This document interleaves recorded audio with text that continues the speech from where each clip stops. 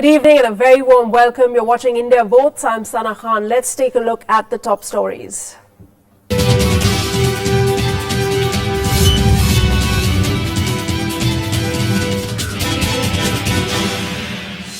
Polling for the fifth and the biggest phase ends peacefully. High turnout recorded in voting that took place in 121 seats across 12 states. The fate of more than 1,700 candidates sealed. Several heavyweights, including some union ministers, are in fray in this phase. The alliance between the BJP and the TDP in Andhra Pradesh is in trouble over seat-sharing talks. TDP to take a call on it soon. And campaigning gains momentum as leaders seek support in the remaining phases of elections across the country.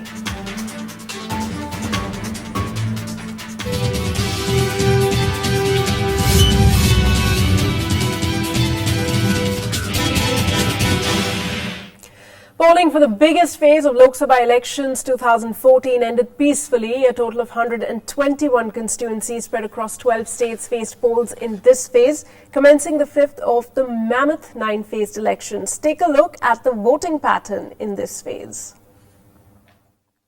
Brisk turnout was recorded across the 12 states that faced polls in the fifth phase on Thursday. Voting began as early as 7 a.m. amid tight security at all 121 constituencies in fray in this phase. In Karnataka, where polling was held in a single phase for its 28 Lok Sabha seats, voting began on a moderate note. But as the day progressed, voters queued up in good numbers to exercise their franchise. I went to the mindset to vote for change because I am fed up with the status quo. I am fed up with the same policies which seek to address the challenges of the previous 20 years, not the current challenges. I am sure that the Bharatiya Janata Party under the leadership of Narendra Modi will sweep the polls, will get a comfortable majority, will have more than 300 seats across the country. Rajasthan too recorded an impressive turnout where polling was held for 20 Lok Sabha seats. It's not a question of कौन सा candidate कौन सा नहीं है. मैं मानती हूँ कि मेरे 25 की 25 सीटें आने. Maharashtra saw an average turnout as polling for 19 Lok Sabha seats ended peacefully without any untoward incident. The 11 Lok Sabha seats in Uttar Pradesh also witnessed a record turnout to decide the fate of 150 candidates. जहां तक security की व्यवस्था है, सुरक्षा की व्यवस्था है, ये पूर्ण रूप से चाक चौबंद व्यवस्था रखी गई है. सभी संवेदनशील स्थानों पे केंद्रीय पुलिस बल लगाए गए हैं. सभी जगहों पे मोबाइल स्क्वाड QRT रखे गए हैं. बैरियर चेक पोस्ट लगाए गए हैं. In the east, Manipur recorded a high turnout, while West Bengal, Bihar, Orissa and Jharkhand saw moderate voter percentage. Despite foolproof security arrangements, Maoists struck in Jharkhand, blowing up railway lines in Bokaro district. 3 CRPF personnel and a civilian driver were injured in the landmine blast by Maoists. It's our, it actually gives you a very proud feeling to cast a vote. Polling ended peacefully in Madhya Pradesh, where voting was held for 10 Lok Sabha seats. In Chhattisgarh, more than 60% turnout was recorded in the 3 Naxal-affected constituencies that faced polls in this phase. मैं कह सकता हूं कि आज पूरे देश में मोदी के नाम से प्रधानमंत्री बनाने के लिए और छत्तीसगढ़ सरकार ने जो विकास के काम किए हैं, ये दोनों मिलाकर एक इतिहास रचेगा और एक मिला के 11 में 11 लोकसभा सीट जीतने की संभावना में है. युवा पीढ़ी अगर किसी में युवा पीढ़ी का एक भरोसा देखती है तो श्री राहुल गांधी में देखती है. Viewed as a high-stakes day by both BJP and the Congress, Thursday's polling may decide which party will lead the race to form the next government. Bureau Report, Rajya Sabha TV. And several heavyweight candidates, including some union ministers, were in fray in this phase of elections. After casting ballot, they all sounded confident to pull it off for their respective parties. Here's a look at how the political VIPs polled today.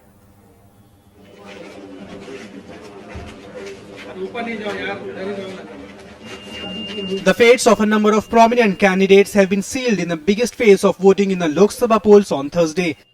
The leaders exercised their franchisee and urged people to vote for Better India. Here's a look at some of the biggest contests that took place in different parts of the country. In Karnataka, one of the most watched contests is in Bangalore South, where Infosys co-founder Nandan Nilekani is the Congress candidate against the BJP's Anant Kumar. Nilekani's foray into politics has been viewed by many as an attempt by the Congress party to polarize the support from India Inc. but he faces a tough contest against senior BJP leader Anand Kumar, who has not lost a parliamentary election since 1996. People definitely want change, but they want change at the center. They want to change the bad governance of Manmohan Singh, Sonia Gandhi, Rahul Gandhi-led Congress. In Bihar's Patliputra, Lalu Prasad's eldest daughter, Misa Bharti, is locked in a fight with BJP's Ram Kripal Yadav, who is her father's former aide. Ram Kripal Yadav is a heavyweight and is expected to give a tough fight to Misa. His campaign has remained directed towards Lalu, wherein he alleged that the RJD chief preferred family over social justice and party. महिलाओं के लिए आंदोलन करना मेरा मुख्य agenda होगा और बस यही एक मुद्दा रहेगा महिलाओं के लिए, हेल्थ के लिए और एजुकेशन। कितनी आश्वस्त हैं आप? 200%। सभी जाति, सभी धर्म, सभी वर्ग के लोग उत्साह के साथ और खासतौर पर नौजवानों में जो उत्साह है मेरे प्रति, सब बैरियर को तोड़ करके और भारतीय जनता पार्टी भाई नरेंद्र मोदी जी के प्रति मैं समझता हूँ कि भारी बहुमत से मेरी जीत सुनिश्चित है। Close to Patliputra, in a battle of the stars, popular Bollywood actor Shatrughan Sinha is fighting against noted Bhojpuri actor Kunal Singh Yadav of the Congress party at the Patna Sahib constituency. Patna Sahib has a strong anti-incumbency wave against Shatrughan Sinha, but is hoping to sail through with the help of Modi wave. चारों तरफ वातावरण बहुत अच्छा, बहुत समर्थन में लोग भरपूर समर्थन में अपने अनुभव के आधार पे कि बिहार में तो बहुत अच्छा होगा ही होगा।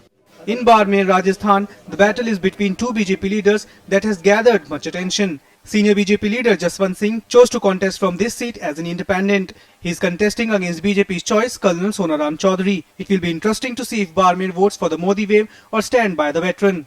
मुझे बहुत खेद है कि भारतीय जनता पार्टी उनका नेतृत्व इस प्रकार की जातिगत राजनीति पे उतर आया है। तानाशाही टाइप का मामला आ गया एक तरीके से। टाइप उसी तानाशाही है, ये एक तरीके से नहीं, सीधे तरीके से। The Jaipur rural seat in Rajasthan also witnessed an interesting battle between Olympian Rajvardhan Rathod, who is running for parliament as a BJP candidate, and Congress veteran CP Joshi. In Ajmer, Union Minister and Congress candidate Sachin Pilot is seeking re-election. मुझे उम्मीद है कि अजमेर संसदीय क्षेत्र में लोग काम को पसंद करेंगे और जिस प्रकार का दुष्प्रचार किया है बीजेपी ने विशेष रूप से राजस्थान और अजमेर के अंदर, उसको नकारते हुए पुनः कांग्रेस पार्टी के पक्ष में लोग मतदान करेंगे। In Maharashtra, Union Minister Sushil Kumar Shinde, ex-Chief Minister Ashok Chavan and BJP leader Gopinath Munde are among top contestants in this phase. While Shinde is contesting from Solapur, Chavan is the Congress candidate from his home turf of Nanded. BJP's Munde is seeking a second term as MP from Beed. Modi का बिल्कुल प्रभाव नहीं, यहाँ प्रभाव है तो सुशील कुमार शिंदे का प्रभाव। I don't want to comment on anything today. Today is a poll day, so it should be a free and fair election. I have cast my vote. As you can see, I have cast my vote along with my family. So I leave it to the people of the Nanded to decide. I am confident, but I am not overconfident. Was development the major issue this election? Development is always the only issue in this constituency. In Madhya Pradesh, heavyweights like Union Minister Jyotiraditya Scindia and State Unit BJP President Narendra Singh Tomar are in the fray. Scindia is facing a tough challenge from BJP's Jaybhan Singh Pavaiya in Guna Lok Sabha seat. I am very confident that my 5-year track record and my 12-year track record will bear me fruit. There's not been a single month in the last 12 years. In West Bengal, former football player Baichung Bhutia is contesting as the Trinamool Congress candidate in Darjeeling. His main rival is SS Ahluwalia of the BJP. Ahluwalia is backed by Bimal Gurang's Gorkha Janmukti Morcha, the front spearheading the demand of a separate state. पहाड़ का जनता तो ये तो 99% हम लोग का पक्ष में अच्छा होगा, रिजल्ट अच्छा होगा, 1.5 लाख से अधिक वोट से हम लोग जीत जाएगा। The fate of several other heavyweights like Congress Ghulam Nabi Azad, Ajit Jogi or BJP's B.S. Yediyurappa, Menaka Gandhi were also decided in this phase of polling. Bureau Report, Rajya Sabha TV. Alright, now let's focus on 2 states that went to polls today, among the 12 of them. And for that, my colleagues Pranav Goswami is of the telephone line from Jaipur, Rajasthan, and Palak Sharma. She's joining me live right now from Lucknow in Uttar Pradesh. Palak, coming to you first. We're hearing about 40 to 50% of votes have been cast in this second phase of elections for the state of Uttar Pradesh, and most of the central and western parts went for polls. What did you observe through the day while you were reporting? Can you give us some figures, and did it look upbeat?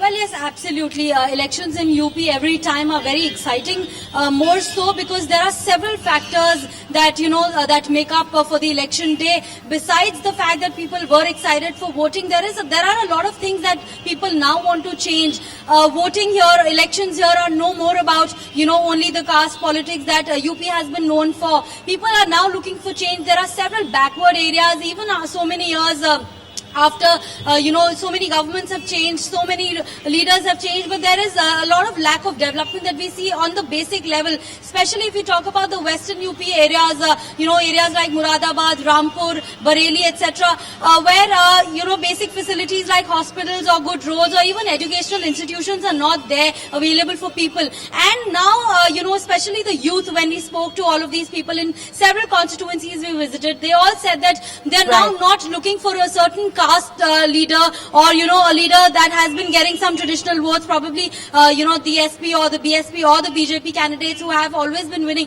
People are now actually looking for change. People are now looking for development, not for themselves, for the future generations also. Right. So, Palak, let me just cut in there day and to ask day, you, so voter what you're turnout saying was is more the than what perspective was of the people last is really time, changing, and the politics of Uttar Pradesh that has been essentially known, for caste and community-based polarization, that is changing this time. Is that what you're trying to say? Because of the younger voters?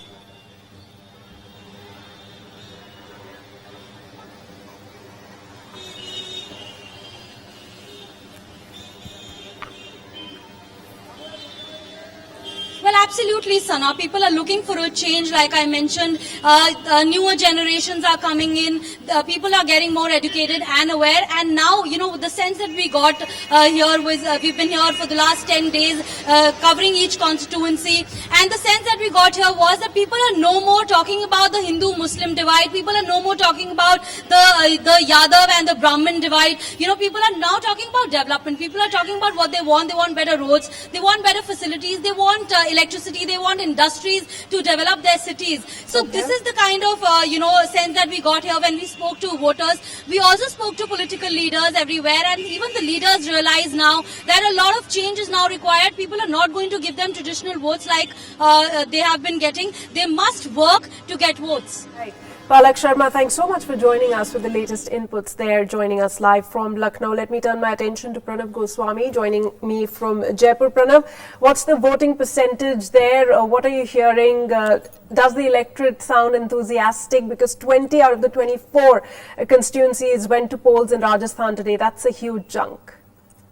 This polling has just ended. So, according to Election Commission information, around 70% polling has been recorded. But this, the exact figure will come after some time because it has just ended. But still, I'm seeing that there are some voters who are waiting for their turn, and those who are new entrants, they are not allowed, but those who have already entered inside the polling station, they are being allowed to cast their vote. And like Palak said, we have also witnessed this change about new voters, especially women and young voters. They have started realizing now that that development is occupying the top priority rather than caste politics. So this is very good sign about, because Rajasthan has been in caste politics always plays very vital role in Rajasthan politics. But this time we've been seeing that young voters are not going for caste and creed, and they are giving priority to development and other issues like corruption. And in rural areas, there are still this caste politics is still remains there. But in among urban voters, this caste politics no more plays any important role. I think that's true for even Uttar Pradesh, Pranav, what you just said. The divide on the basis of caste is more prevalent in the rural areas, but also being seen in some of the urban centers. Thanks so much for joining us with the latest. A high voter turnout there in most of the states recorded today. And let's also tell you that several candidates seeking election in these Lok Sabha and Assembly elections have filed their nomination papers today. Congress candidate Ajay Rai filed his papers from Varanasi in Uttar Pradesh. In a contest that has attracted the attention of the entire country, Rai will take on BJP's Prime Ministerial nominee Narendra Modi and Aam Aadmi Party's convener Arvind Kejriwal. In the state of Andhra Pradesh, TDP chief Chandrababu Naidu also filed his papers from Kuppam assembly seat, while YSR Congress chief Jagan Mohan Reddy filed nomination from Pulivendula assembly seat. His mother, Vijay Amma, represented that seat earlier. She has entered the fray in Lok Sabha polls from the Vishakhapatnam seat by filing her nominations. Himachal Pradesh Chief Minister Veerbhadra Singh's wife Pratibha also filed nominations from Mandi constituency. मैंने कहा ये बनारस में लहर है, काशी की जनता की लहर है। यहाँ मोदी और किसी का नहीं, कुछ नहीं चलेगा। और काशी मॉडल चलेगा, गुजरात मॉडल नहीं चलेगा। ये काशी है, महादेव की नगरी है, बाबा भोलेनाथ की नगरी। यहाँ हर हर महादेव होता है। हम लगातार 20 सालों से जनता की सेवा कर रहे हैं और जनता हमारे साथ तन मन धन से है। As India voted in the fifth phase of Lok Sabha polls, campaigning continued in different parts of the country. Political rivals raised the poll pitch in places that will go to polls in the remaining phases. While Congress Vice President Rahul Gandhi campaigned in Korba constituency of Chhattisgarh, BJP's Prime Ministerial nominee continued with his election rallies in different districts of Tamil Nadu. BSP Supremo Mayawati also held a massive rally in Kanpur, canvassing support for party candidate Salim Ahmed. Aam Aadmi Party chief Arvind Kejriwal, who has shifted base to Varanasi till the elections, toured the holy city seeking votes. Kejriwal is contesting against Narendra Modi from the Varanasi seat, which is considered to be a BJP stronghold.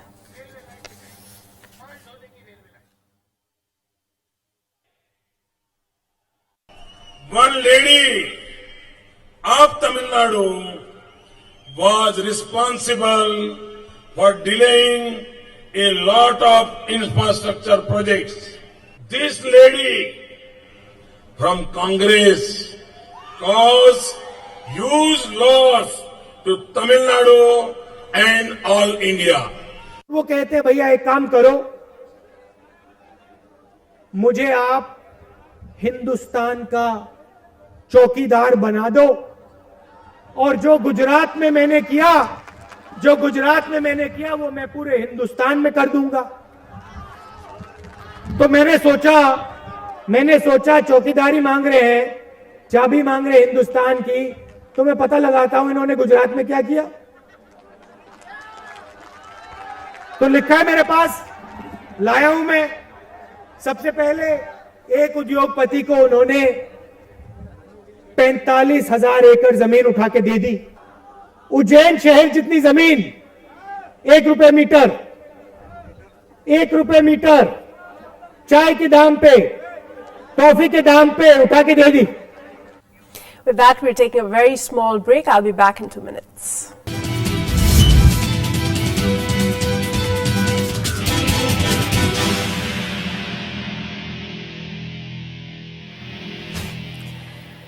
Thanks for staying with us. Now, the BJP's alliance with the TDP in Andhra Pradesh is wrinkling at the last minute, expressing displeasure over fielding of weak candidates by the BJP for the assembly election. TDP has said the move will only be detrimental to the alliance. TDP's K. Ram Mohan Naidu said, and I quote, "We are unnecessarily foregoing an assembly seat which will have an impact on the parliamentary seat as well," unquote. TDP chief Chandrababu Naidu will hold another round of teleconference with his leaders to take a call on the electoral tie-up with the BJP in the wake of the growing unrest within his party. However, Congress feels the alliance is weak because Telangana formation has caused considerable loss to the TDP. देखिए, वो unnatural alliance तो था ही पहले भी। चंद्रबाबू नायडू ने जो ये alliance किया था, मैं समझता हूं कि आंध्र प्रदेश में जो चंद्रबाबू नायडू की पार्टी है, तेलुगु देशम, वो अपनी जमीन खो चुकी है। And BJP's Prime Ministerial nominee Narendra Modi's interview on Wednesday drew sharp criticism from his political rivals. Speaking to ANI yesterday in a freewheeling interview, Modi outlined his agenda and vision for India if his party comes to power after Lok Sabha elections. Congress dismissed his views on the Gujarat riots. Others questioned his repeated ignorance on offering apologies for the riots.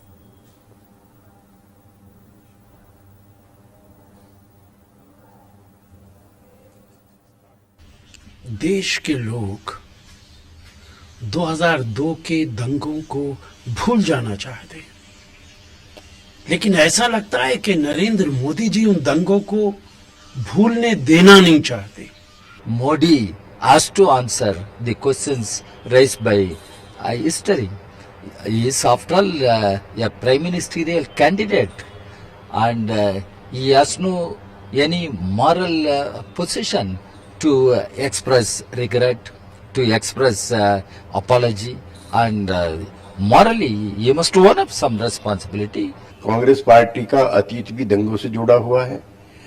Shri Narendra Modi का emergence दंगे से शुरू हुआ है, इसलिए दोनों ही बराबर के गुनहगार हैं और दोनों को ही राष्ट्र से माफी मांगनी चाहिए और मुल्क को आश्वासन देना चाहिए कि आने वाले समय में वो इस तरह की गलती फिर नहीं दोहराएंगे। 2002 के जो दंगा फसाद हो गया उसके बारे में अटल जी ने बोला था, ये मुख्यमंत्री थे, उन्होंने ये बोला कि राजधर्म का पालन करना चाहिए मुख्यमंत्री ने।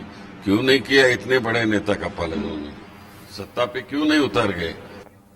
And the Election Commission has censured Narendra Modi's close aide Amit Shah and UP Minister Azam Khan for making controversial remarks during campaigning. The EC's decision came days after it had banned the two leaders from campaigning in Uttar Pradesh during the ongoing Lok Sabha elections. While censuring the two, the EC also condemned their statements after going through their responses to the show cause notices issued to them. The ban imposed on the two politicians will continue. Reacting to the latest decision by the EC, both the BJP and Samajwadi Party came out defending their leaders. Now, the BJP's election manifesto for general elections has once again brought the focus back on the issue of FDI in multi-brand retail. The party says it's opposed to the proposal. Its present stand comes 2 years after Parliament took a vote on introducing multi-brand FDI in India. Agenda 2014 today looks at the FDI debate in detail and analyzes where the disagreement on this crucial topic has left the nation.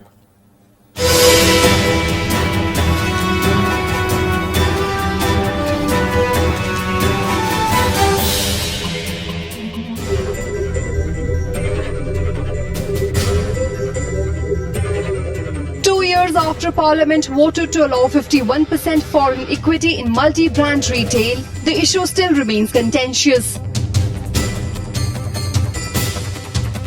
Ahead of the general elections, the debate on retail FDI is as wide open as ever.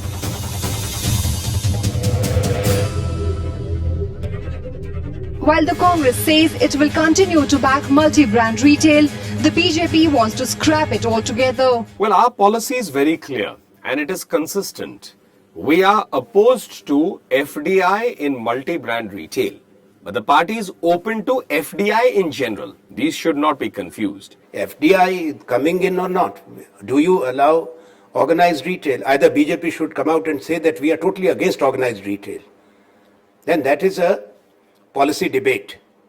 If there is organized retail and some Indian entity wants to bring in foreign equity in it, what's the objection? It's only that the color of the money, I'm sorry to say. Economic experts feel the issue has been unnecessarily politicized and has ended up harming the nation's interest. Retail has always been politicized. They come into the manifesto, they are taken out of the election manifestos. It has been unduly politicized, for which the country has been suffering. Policy flip-flop, if I can use that word, plus utterances of some political parties and their political leaders has left the potential investors, including companies like Carrefour of France, who were expected to come here, into a bit of a, I would say, confused state. The fact remains that modern or organized sector retail has been a familiar presence in India for the last 10 years.